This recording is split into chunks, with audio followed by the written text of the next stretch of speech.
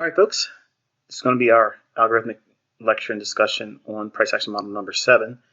It's a universal trading model. It specifically targets the sell side low resistance liquidity runs and fractals. So obviously I gave you a little bit of a long one for model number 6, and a lot of the things I said in model 6 algorithmic lecture is obviously reversed. So this one won't be as long because I'll be just basically saying the opposite of whatever I said in the previous model. So I kind of want to leave you with ideas that when you're looking for trades and you're looking for setups, whether you're a short-term trader, a day trader, or a scalper, or swinger position trader, the main thing is looking for these types of setups. Okay. Now, initially, when I first set up to be a trader in 1992, I was overwhelmed, obviously, with a lot of the things that my uncle used to talk to me about when I was 15 and 16 years old, and it would go in one ear out the other. And over the time of learning and enduring a lot of hardships, I have discovered that the fastest markets are going to be the markets that decline. Okay, it's easy for people to want to pull out and not want to be a part of the game. Okay, and that's why I believe the market goes down as fast as it does. It's not because sellers are pushing it down. It's the fact that the market is rushing to get them before they get out at their own price. And what do I mean by that? Well, think of a stock market crash. You know, when they crash, or any market crashes, it's pretty relentless.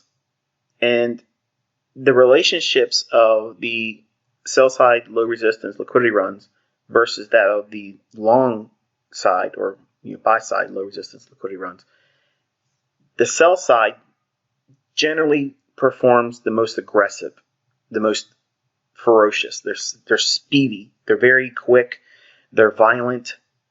They can tend to be a little bit more volatile, and the magnitude of the move tends to be much more exaggerated than that of a buy-side low resistance liquidity run.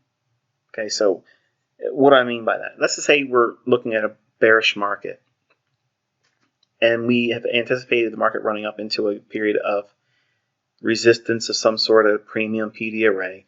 We're looking for it to sell off, and when we get to second stage distribution, while I teach you to look for this area over here, it's important for you to also consider the intermarket relationships, the macroeconomic and geopolitical front that's at the time of the trade that you're taking. And there's a lot of things that could lead to a major meltdown in the marketplace right now at the time of this recording. So in 2022, we could be looking at things that would send these markets rocking and reeling. But putting that aside, I mean, some of you are like, oh, he's bringing out a tinfoil hat. No, not here. But the second stage distribution, when the market's bearish, it's important to note when this is forming, is it likely to create an overzealous, an exaggerated type of sell-off? Because not every short opportunity is going to create that. But if you're in a climate where it presents that opportunity, for instance, consider crude oil. A little while back when we watched it go negative $40 a barrel, it created a scenario like this where it was just parabolic, just kept on going down. Now, that was a real supply and demand factor because it's a commodity. Commodities are real supply and demand markets. It's a real thing, folks. Okay, you need oil to run machinery, automobiles, things like that. And when they shut down the economy and you just simply can't turn off the pumps and the wells, rather, it takes a little bit of doing to make that stop. So they have to keep pumping oil, and they were basically paying people to come get their oil.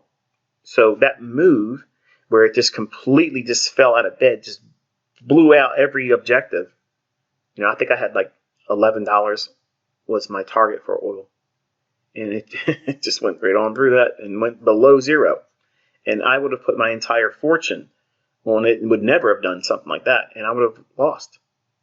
So it's a testimonial to understanding how when these markets are primed to go down, whatever market it is, if we're looking at second stage distributions like this in a market that's bearish, it's really important to do an extra lap or two in your analysis to see, can this over deliver from what you're expecting? Can it go way beyond that?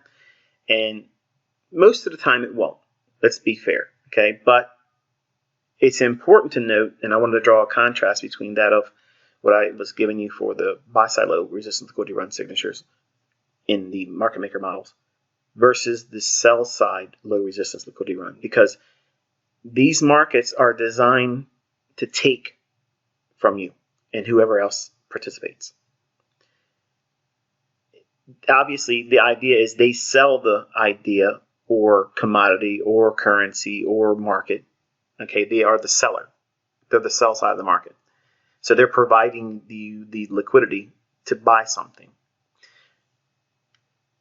If they want to reprice it lower and get liquidity below the marketplace, they're going to aggressively go lower faster because it's going to drive those sell stops or sell side liquidity into the market for them to cover and buy from.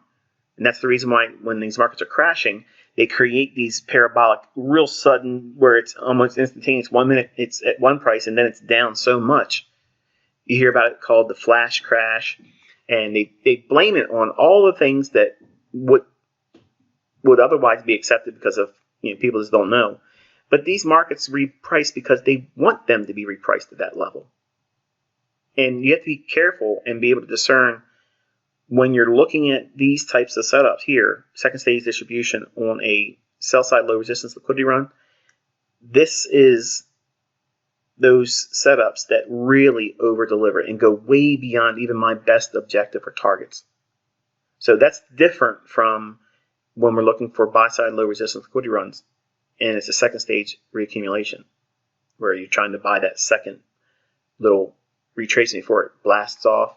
Now, you will catch parabolic moves when it's extremely bullish using that for model number 6. But I want to draw a stark contrast between that of the buy side versus the sell side low resistance liquidity run. Because this one here is what everybody is fearful of, but they don't know how to find them. So when the market's conditioned to go lower and everything is just pointing going down, and it creates this model here, second stage distribution can be a amazing sell-off point where you can see it coming.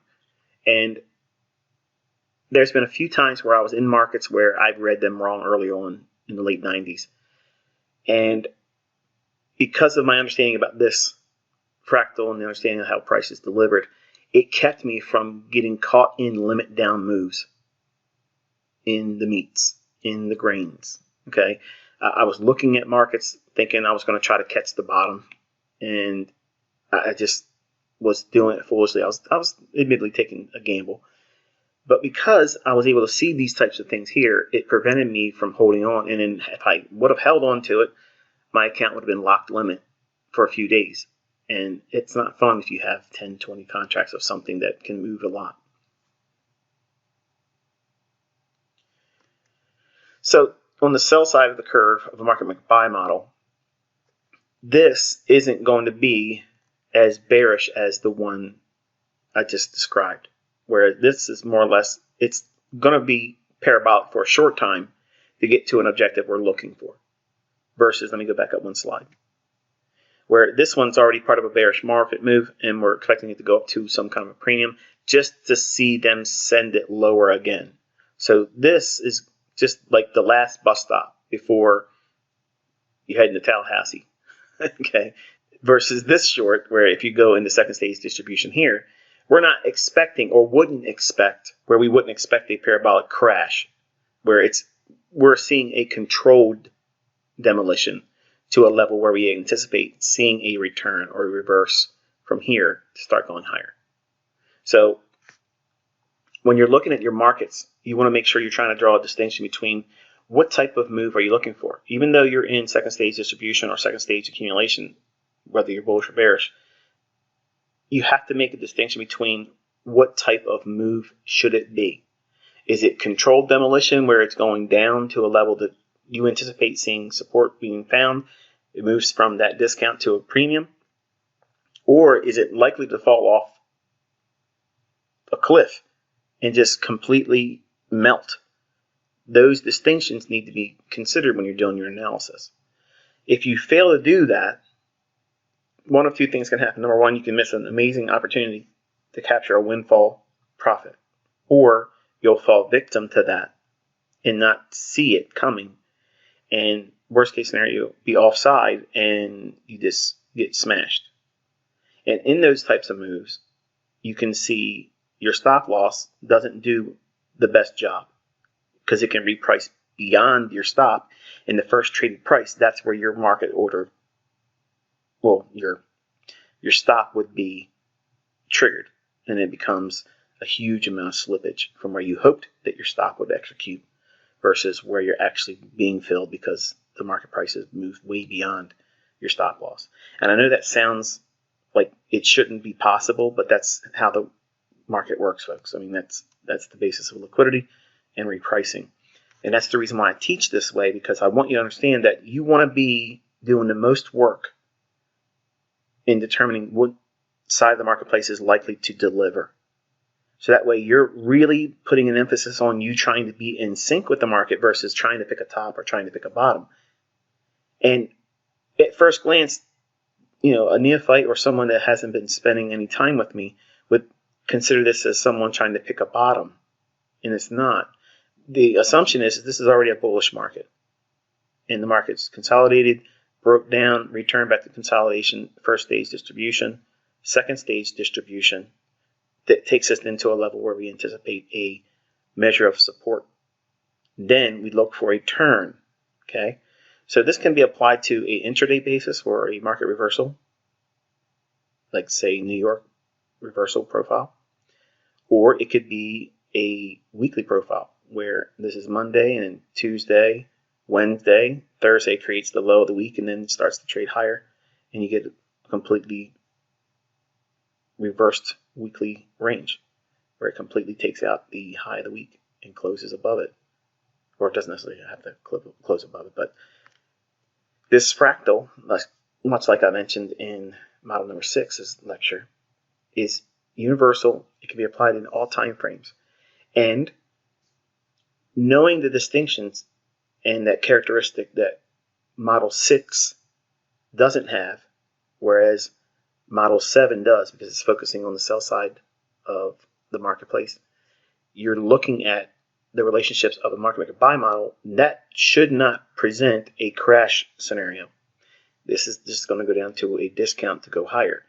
Whereas the market maker sell model in its second stage distribution, if you are not considering the overall economic climate, the geopolitical climate, look what we just went through with the COVID nonsense. Look at what we were about to go through again because of all the things that they're trying to cook up.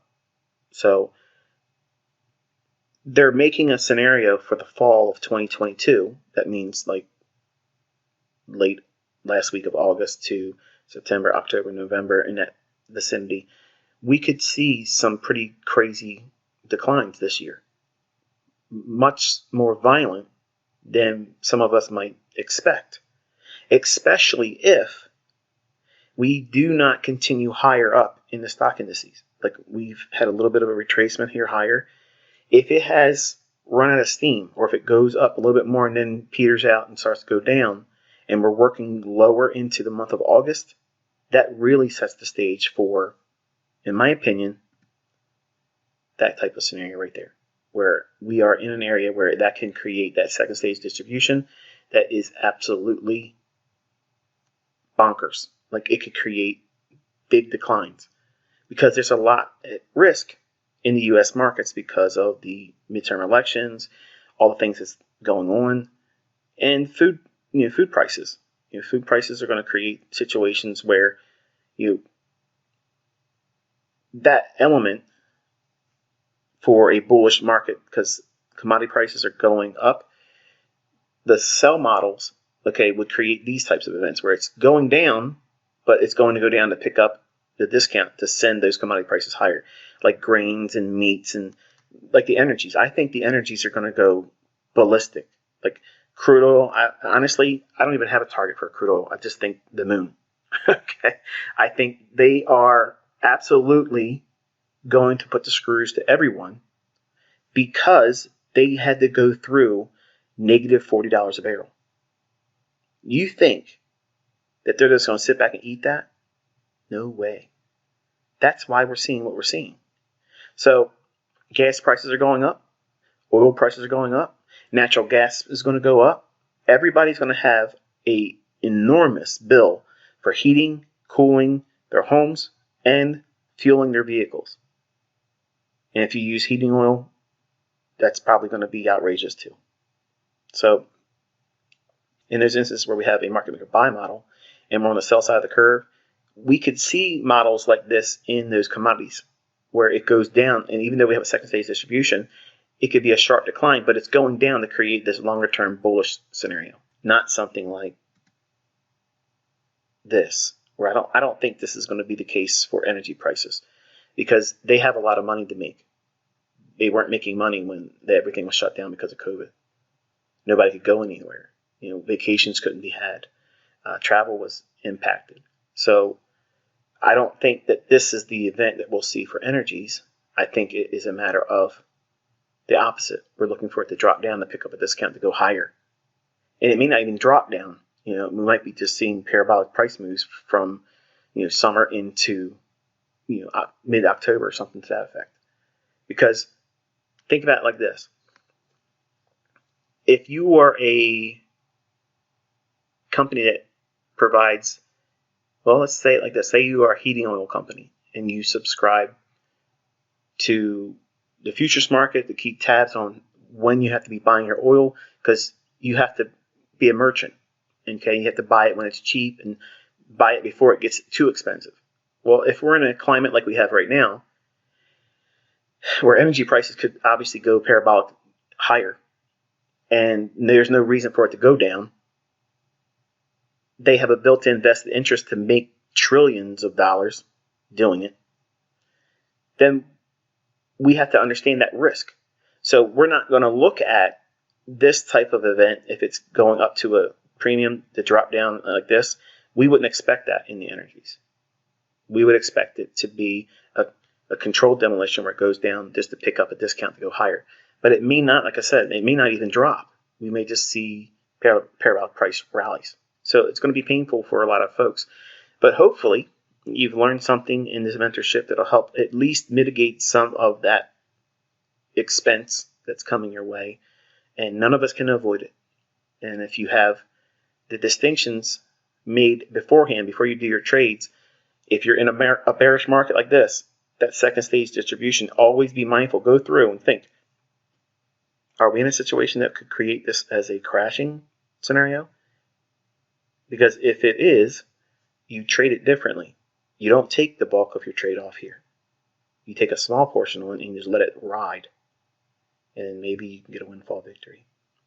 So if you found this one insightful, until I talk to you next time, be safe.